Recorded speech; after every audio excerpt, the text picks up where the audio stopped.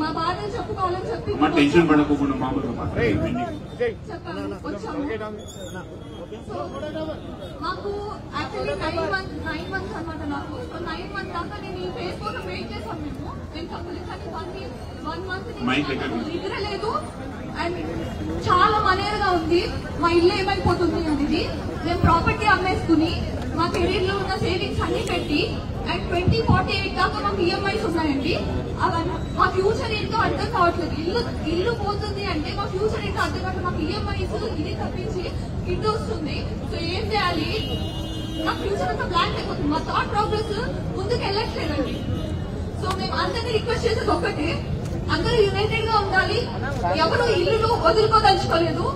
And CM గారు పెట్టి అందరు లీడర్షిప్ పెట్టి మేమేం చెప్పాలనుకుంటామంటే మాకు మా ఇల్లులే కావాలి. అండ్ ఈ కాలనీ కానీ ఏరియా మొత్తానికి బ్యూటిఫికేషన్ ఏం అక్కర్లేదు. ఆల్రెడీ చాలా చాలా హార్మోనియస్ గా ఉన్న కాలనీ ఏరియా ఇదంతా చాలా గ్రీనరీ ఉంది అవతల వైపు.